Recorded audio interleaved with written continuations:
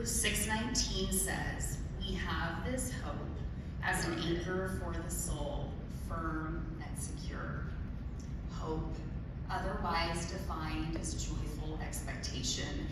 We possess hope because we know the God who is the source of and the reason for our hope. The Christian hope is hope in God, in Jesus Christ. It is the confident affirmation that God is faithful, that he will complete what he has begun. Good afternoon, moms in prayer. I am so honored that I was asked to speak today. I spoke last April and it was such a gift. My name is Teal.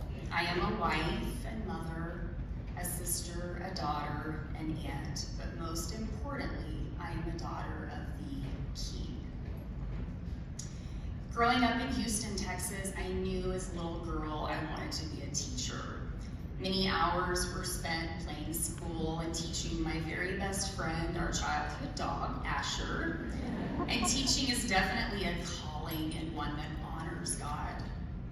There was something inside me as a young girl that wanted to teach children who were underprivileged and less fortunate in life than I had been. Little did I know the journey God had in store for me.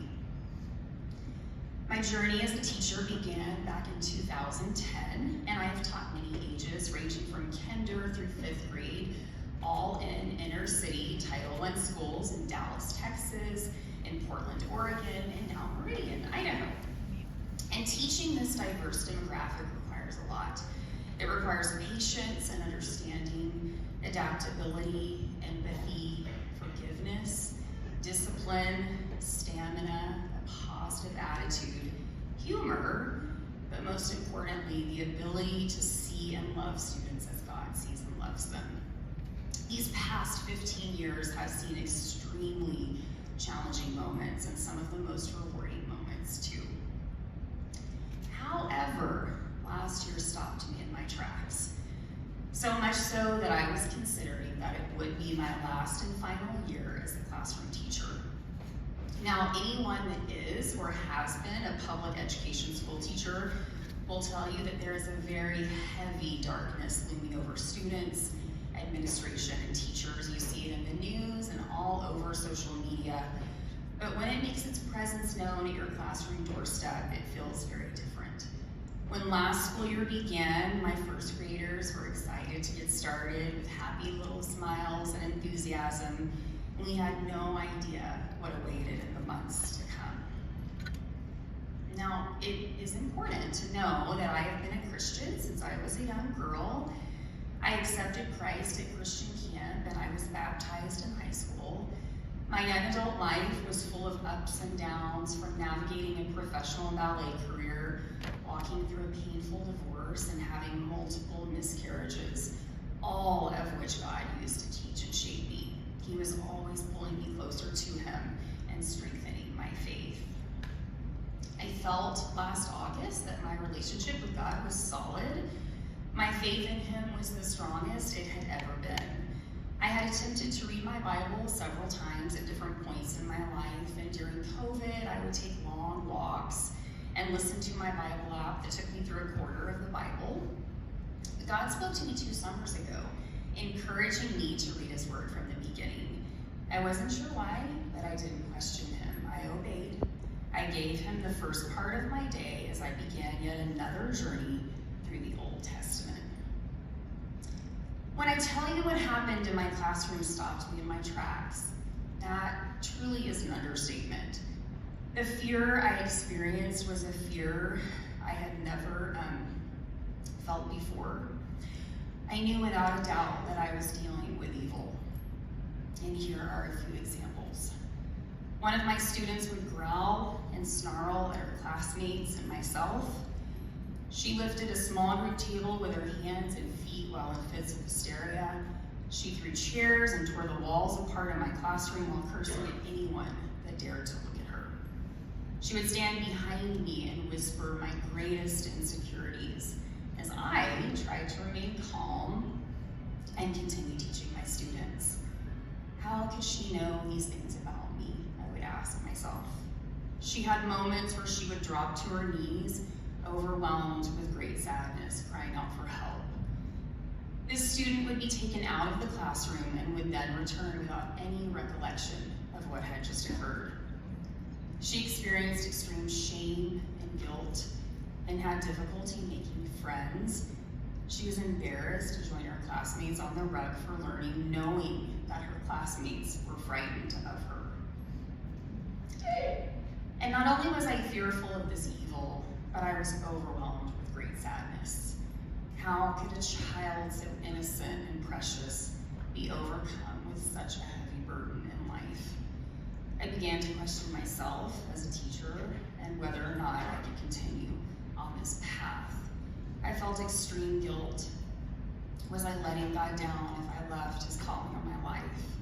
I cried out to God to help me navigate this confusion. I prayed to God for help.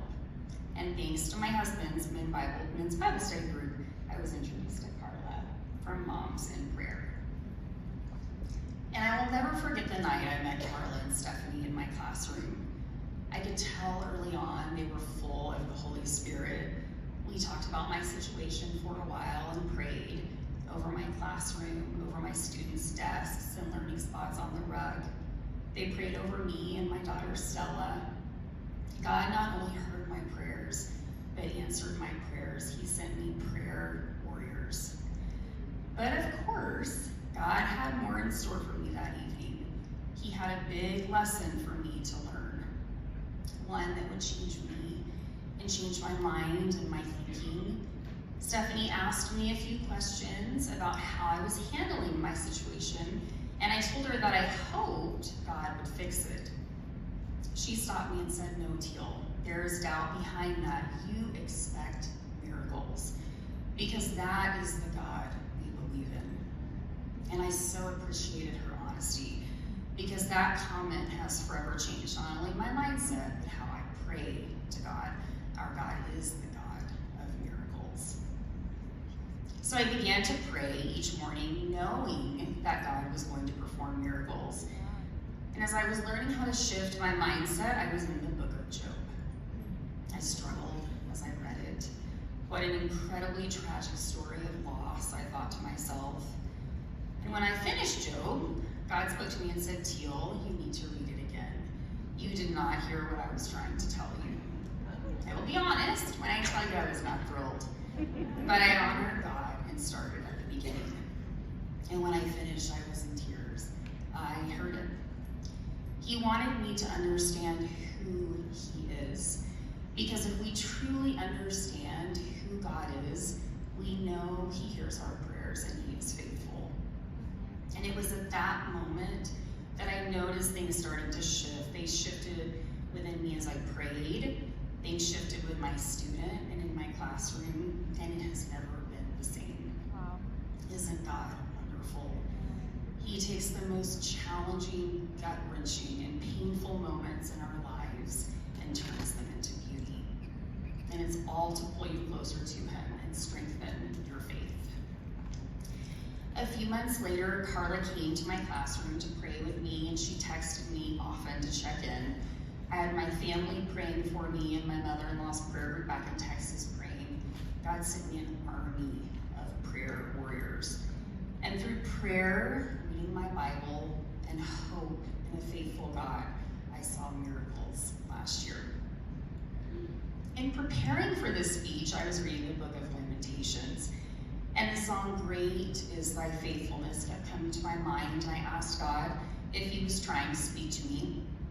I downloaded 3 versions of the song and listened to it over and over as I drove to and from school. I researched the song and noticed it is inspired by Lamentations 3, verses 22 through 24. It says, "The steadfast love of the Lord never ceases. His mercies never come to an end. They are new every morning. Great is your faithfulness. The Lord is my portion, says my soul. Therefore I will hope in him." And the lyrics that spoke to me on those drives to and from school say, "Strength for today and bright hope for tomorrow. Blessings all mine with 10,000 beside. Great is thy faithfulness, great is thy faithfulness. Morning by morning new mercies I see. All I have needed, thy hand hath provided.